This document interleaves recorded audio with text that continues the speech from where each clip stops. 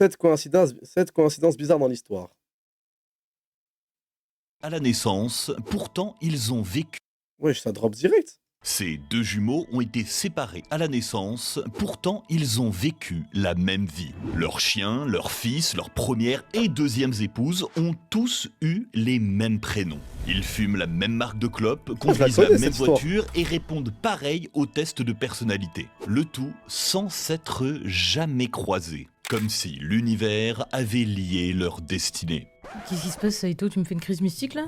Avoue que c'est dingue, c'est plus une coïncidence là, c'est carrément de C'est fake. Arrêtez les gars, je vous jure, cette histoire, quand j'étais petit, on me l'a raconté, j'y croyais. la télépathie gémellaire. Ouais, ou alors de la sociologie. Ils ont grandi à la même époque, dans la même classe moyenne, avec ses prénoms et ses habitudes. C'est comme trouver deux Kevin dans les années 90 qui sortent avec une Jessica et qui conduisent une Clio. Il y en a eu plein. Oh, tu casses l'ambiance là. Ah, c'est juste inévitable. Il y a des millions de paires de jumeaux qui naissent chaque année. Statistiquement, il y en a forcément une qui coche toutes les cases. Désolé Saito, tes deux Jim ne sont pas un bug de la matrice. Juste des clones biologiques qui ont suivi la mode. Non. Ça cache l'ambiance de ouf, wesh, niquez pas ma. C'était une histoire de ouf pour moi, ça, hein, l'ancienne. Hein. Niquez pas mon délire. Hein. Non, t'arriveras pas à me faire changer d'avis. Le destin existe. Pour Après, je pense que, statistiquement parlant, dans le monde, il y a combien de rebeux fans de MMA et qui ont vagabond en PP sur Twitter? Il doit y en avoir beaucoup quand même. Et qui font des duos cul avec des raclis sur Valorant, sur Discord, dans Scred. Je pense qu'il y en a pas mal. J'en fais partie. le prouver, j'ai trouvé 6 autres coïncidences historiques trop grosses pour être du hasard. Qui font des blagues sur le Mossad, il y en a combien, les gars? Statistiquement parlant, il doit y en avoir pas mal quand même. Et quoi de mieux que quelqu'un qui a échappé à la mort? Violette Jessop, l'hôtesse incoulable. Violette est hôtesse sur l'Olympique, le plus grand paquebot de son époque, 269 mètres. Après quelques traversées, il percute un autre bateau et manque de couler. On lui parle alors de l'arrivée de son petit frère, un certain Titanic. Elle a comme un mauvais pressentiment, mais ses potes la persuadent de candidater. Parle d'un conseil de merde. Elle embarque. Une nuit, on toque à sa porte. Vous savez que le navire est en train de couler? Tu connais la suite, hein. Iceberg, naufrage, DiCaprio, 1500 morts. Non seulement Violette s'en sort, mais elle sauve aussi un bébé au passage. Perso, j'aurais changé de carrière et élevé des chefs dans le Larzac. Non, pas Violette. Pendant la guerre, elle embarque sur le 3e clone de l'Olympique, le Britannique. Et c'est quoi, lui aussi il a craché? Enfin, lui aussi, il est. Me dis pas qu'il a coulé lui Il a aussi. coulé? Si, il s'est même pris une mine. Cette fois, c'est pas passé loin pour Violette. Hein. Elle prend du retard pour évacuer, son canot se fait emporter par les hélices du navire, elle va se faire broyer vivante. Elle saute à l'eau et percute une quille. Ses yeux se ferment, elle se noie. Ça y est, elle a épuisé son Comment tu vis un premier paquebot qui coule? Titanic, et tu prends encore un bateau? Wesh, ma soeur, faut lâcher, frère. Dieu, il donne des signes à un moment donné, wesh. stock de chance. Jusqu'à ce qu'une main l'attrape Ah. Dieu donne des signes, mais il sauve encore. in extremis. Elle est sauvée. Elle en tire un surnom, Miss Insubmersible. Survivre à 3 catastrophes sur la famille de paquebots la plus cursed de l'histoire. C'est sûr, l'univers avait un plan pour elle. Ah ouais, au XXe siècle, je parlais pas de trauma et tout. Hein. Moi, les gars, je me souviens un jour, j'ai fait un plat du 10 mètres en Suisse, à Genève-Plage, pour ceux qui connaissent. Ceux qui connaissent Genève-Plage, vous savez. Ah là là, ah putain, je suis émotif dans Genève-Plage. Oh. Pour tous les frangins qui sont vers la Savoie et tout, Genève-Plage, les gars, aïe, aïe, aïe, aïe, aïe, aïe, aïe. Je sais pas ce qu'il y a dans le lait en Suisse, les mecs. Hein. Hassoul, c'est pas le sujet. Je déraille, là. J'ai fait un plat du 10 mètres. Je connais plongeoir 10 mètres, j'y vais directement sans réfléchir. Eh, les gars, j'ai fait un plat, j'avais peur de l'eau. Mais pendant au moins, genre, un mois. Mais vraiment, vraiment. T'as vu les mots trauma, PTSD, tout ce que tu veux? Bah, j'avais ça, j'avais peur de l'eau, frère. Pas forcément. Quand elle commence sa carrière, il y a plus de 300 naufrages commerciaux. On m'a renvoyé à Genève-Plage, le 1 mètre me faisait peur. Wallah, wallah, genre, j'avais les pieds qui tremblaient et tout. J'ai fait un plat sur le ventre, les gars, j'arrivais plus à respirer, donc je coule. Après, mon refrain, il est venu me sauver. Chaque année, 6 fois plus pendant la guerre. C'était pas si rare. Ok, la mer c'était le Far West, mais s'en sortir à chaque fois? Regarde les chiffres, il y a eu que le Titanic qui a été un carnage. Quasi tout le monde survit aux deux autres. Et elle était prioritaire, les femmes et les enfants d'abord. Surtout, il y a pire. Wesh, elle garde Arthur John l'ambiance, elle. Christ, un chauffeur non seulement présent sur les 3 bateaux, mais aussi sur une autre collision et 2 naufrages. Mais je trouve rien sur internet. Comment ça se fait qu'on retienne que Violette? Parce que contrairement à son collègue, elle a écrit ses mémoires, publiées après sa mort pour surfer sur le buzz du film de Cameron. Ce qu'elle a vécu est fou, je dis pas le contraire, mais c'est amplifié par un coup marketing. Y a rien de mystique. Ok, mais alors, comment t'expliques que le Titanic avait été prédit 14 ans avant par ce bouquin? Les points communs sont glaçants. Soit l'auteur est un voyageur temporel, soit il a vu l'avenir. Il était surtout C'était juste un économiste socialiste qui pouvait prévenir l'avenir. calé en navigation. C'était des études. Il a écrit un scénario catastrophe Ce mec- pour dénoncer les faibles normes de sécurité Ouais, mec, en se en basant fait. sur un risque très commun. Et c'était pas le seul, parmi les lanceurs d'alerte, on a William Thomas Stead qui s'est emparé du sujet avant de lui-même mourir sur le Titanic. C'est tristement ironique. Souviens-toi de notre industrie vidéo plante. cinéma trash sur les Simpsons. T'es un industrie plante en fait. Bah, la gueule de l'industrie. Hein. La gueule de la plante. Hein. Ah ouais, voilà la mauvaise herbe. Hein. Ça a dit Atom, t'es un industrie plante. Atom. Sur internet, rien becté.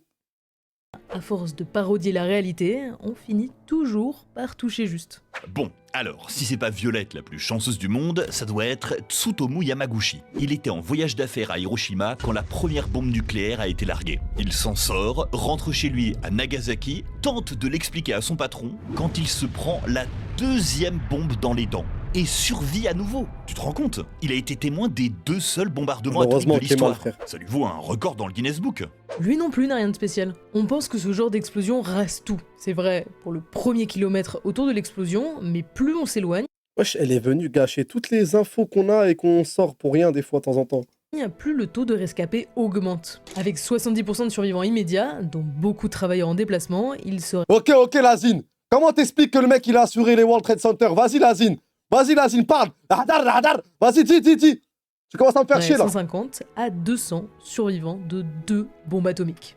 200? Mais alors pourquoi on connaît que lui? Parce qu'il a eu une trajectoire unique. Il a vécu super vieux et a passé la fin de sa vie à militer contre l'arme nucléaire. Surtout, c'est le seul officier reconnu par le gouvernement japonais. Et il a dû attendre 2009, 64 ans après les faits. Ouais, le sujet est hyper touchy là-bas. Ok, je vois. On peut pas faire confiance au traitement médiatique pour les histoires de Allez, survivants. prochaine Mais histoire, c'est pas vas-y. grave, j'ai mieux. Vas-y. L'incubateur de dictateurs. Et si je te disais que l'histoire du XXe siècle s'est jouée dans un mouchoir de poche? On est à Vienne, en 1913. Tu te balades et passes devant un jeune peintre allemand moustachu. Au café, 2 exilés discutent, Trotsky et Staline. La famille Je la connais cette histoire. Berli, j'ai mis pause parce que je faisais mes lacets vite fait. impériale siège au palais. Sigmund Freud donne des conférences et Tito répare des voitures en banlieue. Ils vivent tout cela quelques années avant de changer la face du monde. Au café, 2 exilés discutent, Trotsky Staline, c'était un BG, ma gueule, quand même. Hein. BG, hein. et Staline. La famille impériale siège au palais. Sigmund Le mec, il retient que ça de Staline. Il en a rien à foutre du communisme, de tout ce qui a découlé après l'URSS. Ah, c'est un BG, hein. Freud donne des conférences et Tito répare des voitures en banlieue. Ils vivent tout cela quelques années avant de changer la face du monde. Vous mettez quoi dans le Strudel à l'époque? C'est pas si dingue. Vienne est la capitale de l'Empire austro-hongrois. Les filles, vous avez la vision sur Staline, en plus communiste. Waouh! Une métropole de 2 millions d'habitants. C'est the place to be. Et ça s'arrête là. Ils vivaient dans la même ville. Qui se rappelle quand ça nous a mis podcast aidez-moi dans la communauté BDG? Oh là là. J'ai rien demandé, voilà. Ça se fait pas, frère. Et après, vous me demandez à moi pourquoi j'aime pas les femmes, pourquoi à chaque fois je les critique en live, mais c'est tout ce que vous méritez. C'est tout ce que vous méritez, pardon. Les gars, un jour, Bodka et moi, on n'a rien fait à part une vidéo YouTube où on a essayé de faire un petit vlog pour régaler la communauté, vous faire rire, vous régaler. Il y a une fille, elle a mis notre photo dans la commu Girl, commu BDG et tout. Ça a dit, les filles, vous avez la vision? Wallah, wallah. Il y a une meuf, elle a écrit mot pour mot. Mais pourquoi il y a un gros? Point d'interrogation. C'est qui ce gros? C'est quoi? C'est quelle vision, ça? Genre, pourquoi écrire ça? Genre, ça sert à quoi, frère? Et ces mêmes grosses putes, tu vas avoir le malheur de dire que leur boss lady, pas ouf. Ouais, t'as pas honte, hein, t'as fait ta mère. Voilà, vas-y, moi je vous aime pas, les filles. Moi je mélange tout, moi. Je m'en bats les couilles, je mélange tout. Je suis un incel de merde, je suis un misogyne. Pour toi, elles ont dit quoi? Mais voilà, les gars, les blagues que même des mecs méchants dehors. Eh les gars, j'ai vécu à Pantin-Aubervilliers, des mecs méchants dehors m'ont pas vanné autant que des que des raclis, frère, de Twitter. MDR, c'est quelle vision, ça? Ma fille, ma sœur, ma sœur, t'as de la boue dans les yeux ou quoi? Wesh, les gars. Ça va, je suis mèche quand même, je suis BG, wesh. Non? Non? Je suis pas un mignon garçon, et là... mais côtoyer des quartiers et des milieux ultra différents. À part Trotsky et Staline, on n'a aucune preuve qu'ils aient pu se croiser. La guerre a ensuite renvoyé tout ce beau monde aux quatre coins de l'Europe, où ils ont eu le destin qu'on leur connaît. Justement, parlons-en. Il y avait aussi l'archiduc François Ferdinand, celui dont l'assassinat a déclenché la Première Guerre mondiale. Pour sa visite à Sarajevo, des Merci, Kotaro, mon indépendantistes frère. serbes l'attendent pour le zigouiller. Il se positionne sur l'itinéraire de sa parade pour lui lancer une bombe. Sauf qu'elle rebondit et explose plus loin dans la foule. C'est un échec complet, les assassins se dispersent pour fuir la police. Ah, mais je croyais qu'il était mort ce jour-là. Je te mets 7 sur 10 en tant qu'homme. Pourquoi pas 10, frère? Ça vous tuerait de me mettre 10? Moi, je vous mettrais 10, les gars, wesh. Pourquoi pas 10, les gars, wesh? Y'a quoi? Allez, face reveal de la communauté, on vous note. Mec, il a plus de concept, il a plus rien à proposer sur Internet, il galère sur Twitch. Tous les soirs, il lance, il sait pas quoi faire. Merci, Louise Mavresseux, 11e mois, merci, Mavresseux. T'es un mythière normie, Hamza. Vas-y, allez vous faire foutre, les gars. Venez, on parle de l'archiduc François Ferdinand. Justement, l'archiduc part voir les blessés, mais son chauffeur se trompe de route. Il s'en rend compte, freine, et la voiture cale. Pile devant l'épicerie où l'un des conspirateurs se cache. Aïe, pas de bol. Rien ne s'est déroulé comme prévu. Et pourtant, la cible est là, à l'arrêt, offert sur un plateau. Les gars, je suis désolé pour ceux qui sont vraiment intéressés par la coïncidence de l'histoire, mais là, c'est un sujet social. Les gars, sur 10, vous vous mettez combien vous-même? Sans mentir. Eh les gars, vous avez des blases bizarres sur Twitch, vous avez des blases de gamers, personne ne vous connaît, c'est anonyme.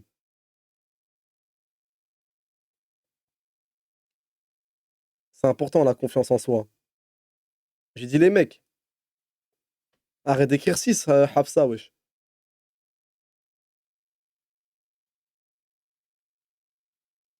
Ça, vous avez confiance en vous. Après, nous les mecs, on aime bien se sentir BG. Et tant mieux d'ailleurs. Marwan qui a écrit 5, il est grave humble. Marwan, c'est un mec contrôle passe. Contrôle passe en retrait, tranquille, il prend pas trop de risques. Un bon petit 8. Et les filles, vous vous donnez combien, les filles?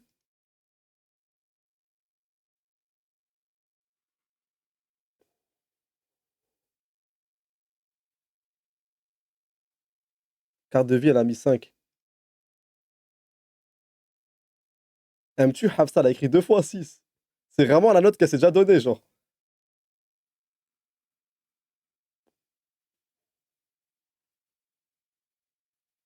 Putain, comment j'aurais jamais écrit moins de 5 dans même si c'est anonyme. Hein.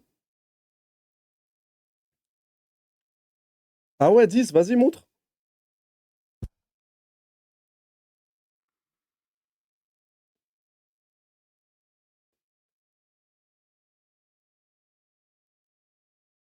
À 2 mètres de lui.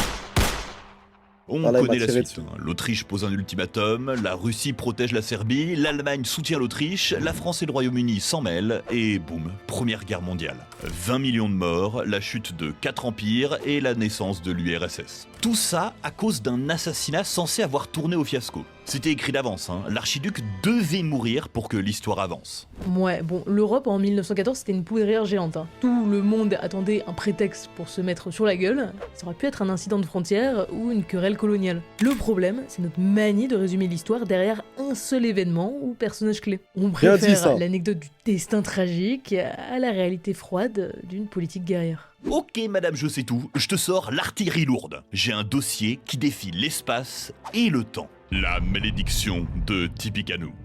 Un chef amérindien a jeté une malédiction sur les USA. Tous les présidents élus lors d'une année se terminant par 0 vont mourir pendant leur mandat. C'est ce qui s'est passé à chaque fois depuis 1840. Elle est bancale ton histoire. George W. Bush et Biden sont pas morts alors qu'ils cochent toutes les cases. Non, mais c'est parce que Reagan a rompu la prophétie en survivant à sa tentative d'assassinat.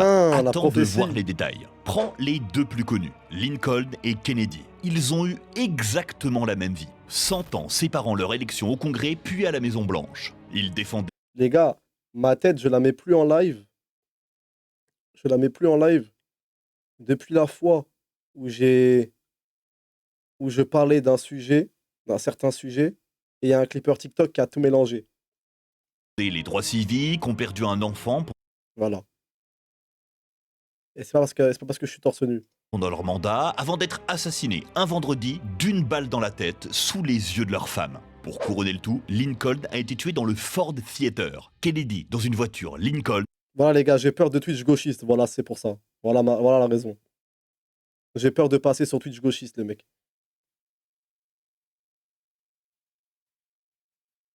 Les gars, l'autre jour en live, j'ai parlé des pédophiles qui se faisaient niquer leur race en prison. Et il y a un mec, il a dit Hamza défend les pointeurs hein, sur TikTok. Depuis, je mets plus la caméra, voilà. Construite par Ford. Et leurs deux successeurs s'appelaient Johnson, aussi nés à 100 ans d'écart. T'es en train de me faire du cherry picking de compétition là. Tu retiens ce qui marche et tu jettes ce qui colle pas. Je pourrais te faire la liste de toutes les différences entre les deux, ça serait tout aussi pertinent. C'est le sophisme du tireur d'élite texan. Tu tires 100 balles dans un mur et tu dessines la cible autour des impacts après coup pour t'extasier de ta précision. Et puis, il y a plein de fake news sur internet, comme la date de naissance de leur assassin qui matche pas, ou le fait qu'un mois avant de mourir, Lincoln était dans la ville de Monroe et Kennedy dans Marilyn Monroe.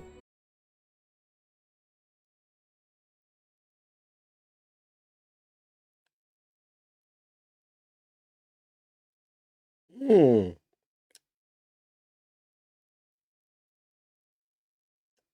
Voilà, la trash.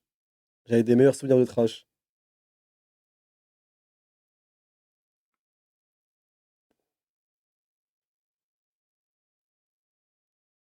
Les métiers disparus les plus fous. 5%, c'est le nombre d'emplois menacés par l'IA en France. Même Elon Musk a prédit la fin du travail. Les gars, je vous jure, l'autre jour, j'ai pris un Uber. Le mec, Miskin, il est dans l'informatique, tu vois. Il m'a raconté qu'à l'époque, il était arrogant dans l'informatique. Il a 40 ans, donc il est âgé, il a connu le prime de l'informatique et tout. Il me disait, moi, pas de CDI. Je faisais des missions intérim, je me barrais direct, il y avait du boulot à toute patate. Il y avait du boulot à toute... Il me parlait comme ça, il y avait du boulot à toute patate. Mission par-ci, mission par-là, 4 mois, 2 mois, je me barrais. Et là, il m'a dit, bah maintenant, depuis Claude, je suis VTC, Miskin. Franchement, tous les frangins d'informatique, force à vous, les mecs. J'espère vous maîtrisez un peu la plomberie, les gars. J'espère vous maniez les outils. Hein. Ce qu'on va Je sais pas c'est comment pour vous, les frangins d'informatique, mais force à vous, frère.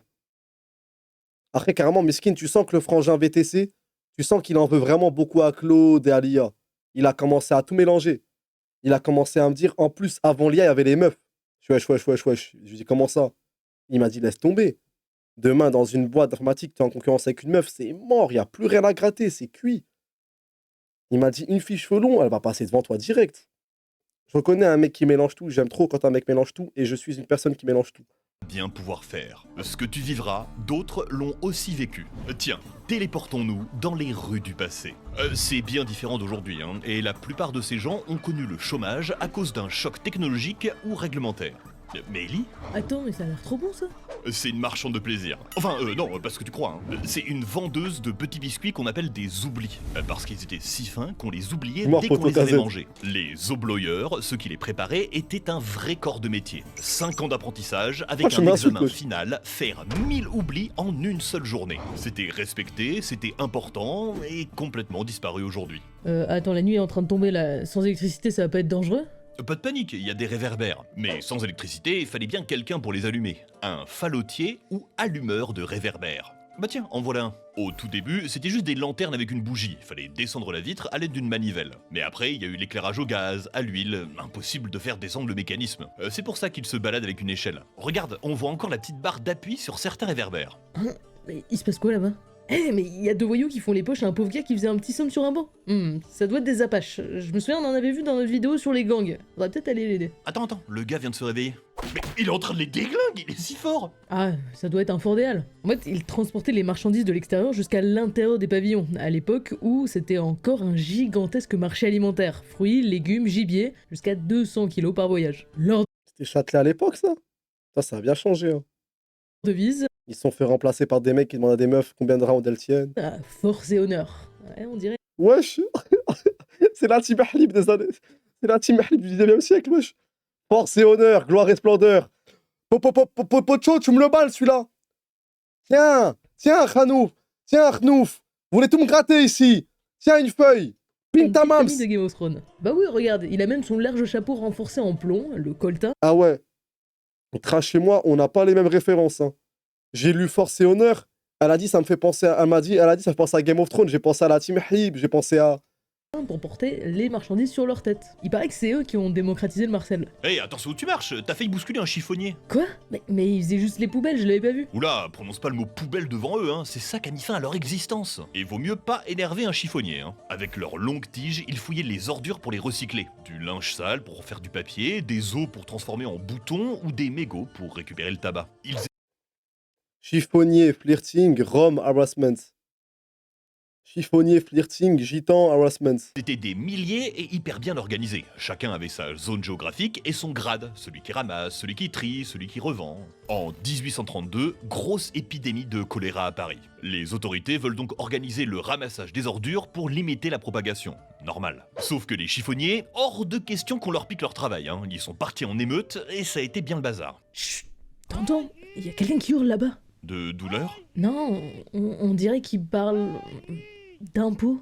Ah, mais ça doit être un crieur. C'est le type qu'on chargeait d'annoncer les nouvelles sur la place publique. Une loi où les taxes votées, les prix du marché, les objets trouvés. Bah ouais, il a son petit parchemin, sa trompette pour attirer l'attention. Tu vois le oyez oyez, c'est lui qui l'a démocratisé pour attirer l'attention. Et ce serait pas plus simple de lire le journal ou d'écouter la radio? Bah oui, mais avant, comment tu crois qu'on C'est faisait? Moussa Une d'Alerte fois que Info, le les crieur gars. avait gueulé son texte, la nouvelle loi devenait effective. L'écrit n'était pas démocratisé, l'oralité et la parole avaient beaucoup plus de valeur au Moyen-Âge. Et si les gens étaient pas contents, genre quand les prix ou la taxe montaient trop? Ah, crier, c'est pas un métier sans risque. Fallait s'exposer à la foule en colère, certains ont été menacés de noyade, d'autres ont été forcés de manger leur propre parchemin. Ça arrivait qu'un crieur refuse d'aller faire son offre, juste par peur. Je suis tombé sur un cas où c'est un autre mec qui s'en est chargé. Il avait un nouvel impôt à annoncer. D'ailleurs, je trouve que ça s'agite un peu. J'aimerais bien décaler, mais j'ai pas fini la nouvelle saison de Stranger Things, et si on change de pays, je suis un peu foutu en fait. Eh ma gueule, tranquille BG. Si je becte pas, personne becte. J'ai un petit mal dedans, hein, depuis qu'on a mangé les oublis. Et lui, là-bas, avec sa blouse et ses pinces, on dirait un dentiste, non? Pour peut-être m'aider. Non, c'est Saito, Epstein dans ça son te île. dit quelque chose? Mentir comme un arracheur de dents? Ce mec-là, il est pas du tout dentiste. C'est juste un charlatan. Sa grosse tenaille, c'est celle du forgeron du coin. Hein? Mais il m'a dit que ça serait sans douleur. Oui, et sans anesthésie non plus. Tu crois que le musicien juste à côté est là pour te détendre? Pas du tout, il est là pour couvrir tes cris d'agonie. Ouah, il faut pas me prescrire un bon dentifrice plutôt? Pas avant 1850. Avant, on utilisait un peu tout et n'importe quoi. De la poudre de charbon, de la suie, du pain brûlé, voire des crottes de chat pour blanchir ses chicots. Autant dire que les dentistes de l'époque étaient scandalisés. Reportage cool. Une gifle qui a fait tomber 3 dictateurs. Vas-y, vas-y. Wallah, s'il vous plaît, Anakin, il m'envoie des vidéos, les gars. Wallah, je n'ai jamais vu cette alerte sur YouTube. Le contenu suivant aborde peut-être des sujets liés au suicide ou à l'automutilation. Mais va te faire... Bleh. Laisse-moi avec l'OSS The Witcher 3, s'il te plaît. Ouais, bon bah je vais rester avec ma dent jusqu'à ce qu'on retourne à notre époque. Hein. Tiens, en parlant d'expression, est-ce que tu connais celle-là? Je n'ai jamais vu cette alerte sur YouTube. Et pourtant, j'ai consommé YouTube, les gars. J'ai tout vu. Hein. Avoir la bosse des maths. C'est être tellement doué que ça paraît naturel. Et bah, ça vient des phrénologistes. C'est des gars qui tâtaient ton crâne pour déterminer ton avenir. Si t'avais une excroissance à un endroit, t'étais prédestiné à jouer d'un instrument par exemple. Et si c'était plat, tout l'inverse, aucune chance. Ah, comme la physionomonie. Là, on regardait les traits de ton visage. Une vraie discipline avec des schémas, des études et une idéologie horrible. L'un des plus grands savants a quand même écrit que plus ta tête ressemblait à celle d'un primate, plus tu étais susceptible de devenir un criminel. Des tatouages, des Oula. dents saillantes, des muscles plus développés Oula. du côté gauche. Très douteux tout ça. Pourtant, ça a été utilisé dans des procès, notamment celui de Landru. Une sordide affaire hein, sur un gars qui aurait tué une dizaine de femmes, on le surnommait le Barbe Bleue de Gambé. Au procès, on lui a examiné le crâne. Conclusion, une forme conoïdale, donc plutôt du genre sanguinaire et brutal, un front fuyant, donc pas très malin et généreux, et des sourcils épais. Autant Wesh, les procès au faciès, je suis mort. dire qu'avec un crâne pareil, le gars s'en est pas tiré. Eh, Saito, le mec là-bas, il a quoi attaché sur le corps? Attends, c'est des... NS, mon frère, ça fait depuis tout à l'heure, tu demandes, je veux faire un... Vas-y, merci pour le bannissement. Il y a un mec, ça fait 1 heure, il me dit fais un 6-7, s'il te plaît, frère. Ah, Ok, attends, je vais même pas regarder, ça me dégoûte. Ah, mais c'est des sangsues. Le type doit être un peu patraque. On lui fait une saignée pour lui retirer le sang malade. Mais c'est horrible, il y a des trucs qui lui sucent le sang. Mais non, elles sont toutes mignonnes. Gousi, gousi, gousi. Elles nagent tranquilles dans les étangs et les marécages. Pour les récupérer, comme il en fallait beaucoup, c'est les loueurs de sangsues qui s'y collaient. Ils relevaient les pans de leurs pantalons et allaient patauger dans l'eau. Paf, regarde, une d'elles vient de le mordre et commence à pomper. Ah, fallait attendre qu'elle soit bien gorgée avant de la retirer. Ça pouvait prendre entre 20 minutes et quelques heures. Parfois, ils utilisaient des appâts, comme la jambe d'un cheval ou d'un âne malade. Voire, j'ai même lu quelque part qu'ils utilisaient des cadavres. Ah, mais tais-toi. On peut revenir au sujet sur les métiers disparus par pitié, si possible à cause de la technologie. Tiens, on n'a même pas parlé des moines copistes du Moyen-Âge. Les mecs, ils s'installaient tranquilles à leur scriptorium avec leurs bougies et leurs plumes et ils recopiaient la Bible, avec de belles enluminures, de jolies lettres et tout ce qui va avec. Quand l'imprimerie est arrivée, pouf, au placard. C'était Je vous jure, les gars, j'ai trop peur des jugements. Du jugement général des gens et tout. Par exemple, depuis tout à l'heure, bah, on voit des anciens métiers, du coup, et une vie un peu ancienne. J'ai peur de dire la phrase, ouais, franchement, j'aurais bien voulu vivre à cette époque quand même. Et qu'un mec qui me dit, ça, le bandeur. T'es un bandeur, ça puait sa mère. lié à Je peux plus rien dire. l'époque. C'est marrant que tu parles des moines pile au moment où la T'es là, t'es tout mignon. Ouais, ça avait l'air stylé quand même à l'époque. Ah ouais? T'aimais pas l'époque où t'aimais bien l'époque où les femmes elles avaient pas le droit de vote et tout. Ouais, je suis à quoi les gars? Wesh. cloche de l'église sonne. Avant l'automatisation du mécanisme, fallait bien un gars pour tirer sur la corde. Hyper important, hein, car ça rythmait la vie des religieux, mais aussi des paysans dans les champs. J'aurais été bouché comme métier, je pense. Ça crée du lien social, tu vends de la bonne viande. D'ailleurs, c'est pas tant une affaire de force que de coordination. Même parfois, ils utilisaient un marteau. Mais vu le bruit, il devait devenir sourd, non? Comme Quasimodo. En fait, je veux pas dire que je suis un bandeur. Si je te dis la phrase, ouais, j'aurais voulu vivre à telle époque, je veux pas dire que je suis un bandeur. En fait, c'est une pensée qu'on devrait tous avoir. En tant qu'humain qui aimons les expériences. Comment t'as pas envie de connaître une époque plus en détail, de manière plus approfondie? Ouais, à un moment, ça bourdonnait sévère, mais c'était pas le plus dangereux. Le plus gros risque, en vrai, c'était la foudre. Ça sert à rien de me dire, ouais, mais à l'époque, t'aurais pas été un chevalier, t'aurais été un paysan baiseur de chèvre. Et bah, j'aurais quand même voulu voir. J'aurais quand même voulu entendre le mec qui crie oyez, aux nouvelles, le roi est mort. Un truc comme ça. Ça a du flow, ma gueule. Chaque époque, j'aurais voulu la vivre, frère.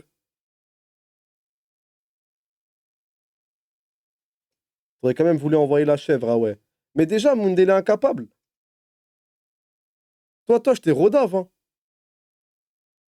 Vous êtes des ouf à changer de blase dans le chat, vous êtes malade ou quoi? Pourquoi Veko est devenu Mundele incapable, les gars? Logique, l'église était souvent le bâtiment le plus élevé, et la décharge pouvait descendre jusque dans la corde. Mais ils ont quoi à traîner dans le clocher en plein orage? C'est à cause d'une croyance populaire. Le bruit des cloches éloignerait les éclairs. Du coup, les sonneurs foudroyés étaient considérés comme de mauvais sonneurs. Heureusement qu'on a fini par inventer le paratonnerre. Ok, mais dans les grandes villes, c'était pas le sonneur qui réveillait tout le monde, mais la femme là-bas. Elle sort une sarbacane de sa poche, mais J'aurais voulu vivre à cette époque. Ma voisine, je l'aime pas, je crie que c'est une sorcière, elle se fait allumer au charbon, elle se fait brûler. un petit poids dedans et tire sur la fenêtre. Mais c'est du vandalisme! Pas du tout, c'est une réveilleuse. Bon, elle, c'est Mary Smith, une célébrité, mais d'ordinaire, on utilisait plutôt une longue canne pour frapper à la fenêtre. On les payait pour nous réveiller juste avant de partir au travail à l'usine ou sur les docks. Mais attends, si eux ils réveillaient tout le monde, mais qui les réveillait? Pas de savon, pas d'eau chaude, pas de douche, pas de médicaments, ça sentait le caca dans les rues, car il n'y avait pas d'égout, tu manges du pain sec tous les soirs. Ça sert à rien, les gars, d'essayer de me faire pas aimer cette époque. J'aurais quand même voulu vivre. Tu me prends n'importe quelle époque dans le monde, j'aurais voulu y vivre. Je suis un homme d'histoire, mesdames et messieurs. Ils se débrouillaient, ils veillaient ou se réveillaient à l'aube. L'histoire raconte que dans un meurtre de l'éventreur Je veux avoir peur de Jacques l'Éventreur. Je veux me réveiller un matin, apprendre qu'il y a une prostituée qui est morte par Jacques l'Éventreur dans une Angleterre sombre. Et alors, c'est quoi le problème? Ça sert à rien de dire que je suis un bandeur, ça sert à rien d'essayer de me faire peur. à Whitechapel, celui qui découvrit le cadavre a voulu alerter un policier. Ce dernier refusa d'aller examiner le corps avant d'avoir fini sa tournée de réveilleur. Ok, depuis tout à l'heure, on parle de vieux métiers qui ont disparu depuis il y a plus d'un siècle. Ouais, voilà. Sortez-nous des métiers des années. Envoie des métiers des années 2000. siècle. Y a rien de plus récent, genre quelque chose qui serait arrivé avec la technologie mais qui a quand même fini par disparaître avec le progrès? Oui, comme les gens qui faisaient les télégrammes ou les standardistes. Tiens, allumons la télé. Un métier que mon arrière-grand-mère a fait, c'est speakerine. Elles annonçaient les émissions de télé à la fin des programmes, la nuit, ou occupaient les spectateurs pendant des soucis techniques. Fun fact, Olivier Mine était l'un des seuls speakerins. Sinon, c'était majoritairement des femmes, et elles s'étaient vues comme des potiches. Leur job était hyper technique. Elles écrivaient leurs textes eux-mêmes, devaient avoir une diction particulière, Ouais, occupaient des un postes streamer just importants. chatting, quoi. Jacqueline Joubert est devenue productrice puis directrice de programme Antenne 2. C'est même elle qui a lancé Dorothée. Dans les années 90, on utilise des images de synthèse et des montages pour annoncer les émissions, et les programmes s'étalent même dans la nuit. Plus besoin de speakerine, même si aujourd'hui, c'est encore souvent une voix féminine qui te dit quel film passe sur TF1 ce soir. C'est quoi? Ça m'a fait du bien cette pause télé, mais j'ai quand même envie de changer d'air. On est trop en ville depuis le début de la vidéo, et il y a un métier dont on n'a pas parlé, mais qui me fascine, gardien de phare. Oula. Être isolé pendant des mois sans relève, sans ravitaillement. Le métier le sans moins secours, fascinant du monde, je crois. ça, je pourrais pas. Pas étonnant que certains phares soient appelés des enfers. Et c'est crevant, allumer la gigantesque lanterne, nettoyer la lentille, la polir, remettre du pétrole, entretenir les mécanismes, surveiller la mer. Heureusement, ils étaient pas tout seuls. Est-ce que tu connais la tragédie de Small Lighthouse? Deux gardiens sur un phare au large du pays de Galles. L'un Et sur tous les métiers du monde, comment tu peux me dire ça pète sa grand-mère gardien de phare, les mecs? Voilà, je préfère être le mec qui crie oyez, oyez avec ma petite cloche. Oyez, oyez, oyez! Ma gardien de phare, les gars. Le métier de mec introverti. Tu te fais chier, tu t'ennuies. d'eux meurt des suites d'un accident, l'autre ne sait pas quoi faire de son... Si tu kiffes la mer, bah dis-moi pêcheur, wesh, ça tue sa mère, pêcheur. Du lien social, de la poiscaille, des réveils matinaux. cadavre. Impossible de contacter le continent, et il peut pas se débarrasser du cadavre. Et si on l'accusait de l'avoir tué et d'avoir dissimulé son crime? Le corps commence à puer. Il le met donc dans un cercueil à l'extérieur. Tout à coup, une tempête s'abat sur l'île. La boîte est détruite, mais le cadavre, bien attaché, est agité par les vents comme s'il faisait signe de la main à son compagnon. 4 mois, seul, en pleine tempête, avec un mort qui bouge à ta fenêtre. À la fin, ses amis ne C'est pour ça, les gars, on peut pas débattre avec vous. Yacine qui me dit le lien social avec le poisson, ah ouais. Mais tu crois, dans un bateau, t'es tout seul dans un bateau de pêche? T'es avec des fiers pêcheurs, des fiers marins comme toi, frère. Des frères d'armes, des frères des frères marins, frère. le reconnaissait plus. Il avait T'arrives avec ta nouvelle poiscaille au port d'Amsterdam. Entre le moment où tu décharges le camion de poisson, tu vas au bar. maigri et ses yeux étaient fous. Mais c'est horrible ton histoire. Ouais, un peu. Depuis, on essaye d'avoir plus que 2 gardiens sur un même phare, pour éviter ce type d'accident. Leur famille s'installait même avec eux. À leur mort, c'était parfois leurs femmes ou leurs enfants qui prenaient la relève, vu qu'ils connaissaient l'endroit. Comme le fallotier, l'électricité a dû mettre fin à leur travail. Au contraire, ils se sont formés. Dans les années 50, on ouvre des écoles d'électromécaniciens. Même depuis la full automatisation dans les années 90, il y a encore quelques gardiens qui subsistent aujourd'hui. Mais pour combien de temps? Ce qui est fou parce que les phares et leurs gardiens existent bien depuis l'Antiquité. Un autre métier ancestral qui a fini par disparaître au XXe siècle, c'est bourreau. Et c'est bien C'est un dommage. métier. On en aurait besoin. Si, c'était même pas facile à assumer. Hein. T'étais exclu de la société, assimilé aux criminels que t'exécutais. Alors, en vrai, on n'exécutait pas tant que ça, surtout au Moyen-Âge. On préférait bannir ou mettre une amende, c'était moins cher que de faire appel à un bourreau. Or, comme ils ne sont pas hyper bien intégrés, personne d'autre ne voulait faire leur métier. Métier remplacé Pas le par les choix, modérateurs c'est les fistons Twitch. qui devaient prendre la relève. C'est comme ça qu'on a eu des dynasties de bourreaux. Ils se mariaient même entre eux, avec la bénédiction du pape. Mais oui, Et bah les gars, je pensais vraiment que les bourreaux, genre, ils avaient... Et c'était vraiment... Je pensais que les bourreaux, ils avaient un buzz à l'époque. Ouah, c'est le bourreau, wesh. Ah, il y avait des bandeuses de bourreaux. Ouah, c'est lui, il a tué Louis XVI, wesh. j'ai lu le manga innocent là, je connais les Sansons. L'un d'entre eux était bourreau sous Louis XVI. Mais à la Révolution, il l'a exécuté, lui Et pourquoi des exclus? et toutes les têtes célèbres de l'époque. Du coup, En soi, c'était juste des mecs ils bossaient, les gars, wesh. même avec la guillotine, on avait toujours des bourreaux. C'était les contrôleurs de l'époque, genre. Eh bah, faut bien quelqu'un pour lâcher de couperet. Il y avait même des assistants pour maintenir les condamnés qui se débattaient. Au 19e siècle, la profession D'ailleurs, la hate sur les contrôleurs, les mecs, je suis pas assez gauchiste, je crois, pour ça. Je suis pas assez woke. Attention, je parle des contrôleurs de train, les vrais trains, ceux qui... On parle de 3 heures de trajet. Les gars, je suis désolé, hein. T'arrives à la gare. Là, je vous parle pas des contrôleurs de métro, de bus, t'as fait un arrêt, t'as pas voulu payer. Je vous parle vraiment des trains. C'est des changements de ville. Comment tu peux venir sereinement à la gare, poser ton petit couexon tranquillement dans un train à Paris qui part à Lyon et t'attendre qu'il t'arrive rien? Zarma, t'attendre que tu poses ton petit cul. Tu te permets le luxe de t'asseoir, hein. Et tu t'attends à ce que, quand un mec te dit, ouais, ton billet, ouais, je l'ai pas, tu t'attends à ce qu'il y ait rien. Mais les gars, c'est pas normal, wesh. Tranquille, les gars, doucement sur la. Vous voulez trop tout baiser, les mecs, doucement. T'es, vas-y, t'es dans ta ville, il y a un. Tu peux aller à pied en 10 minutes, mais d'un coup, il y a le bus qui passe, t'as un arrêt. Vas-y, je peux comprendre. Petite fraude, vas-y, c'est mignon, c'est léger. Ça n'a pas tué quelqu'un. Mais je vous parle des grands trajets. Eh, les mecs qui fraudent des trajets de plus de 4 heures, 2 heures, vous abusez de ouf, les gars.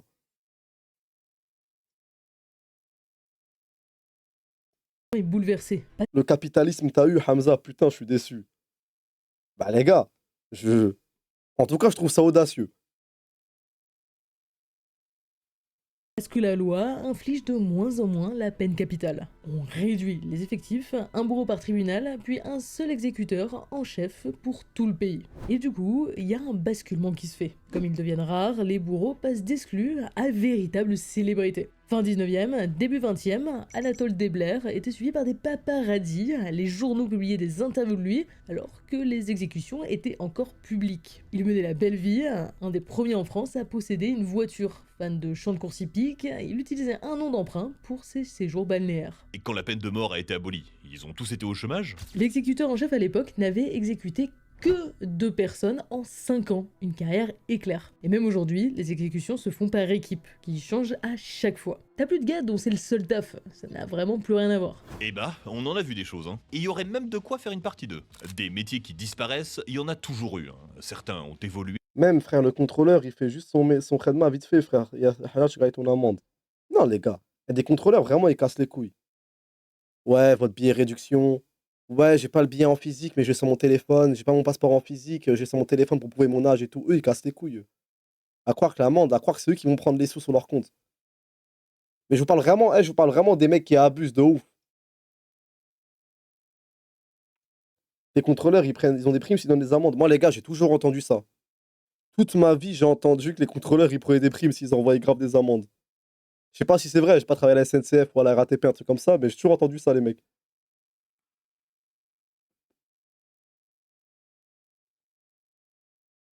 J'aurais allumé s'il y a des primes. Moi, je serais un contrôleur chill, les mecs, wesh.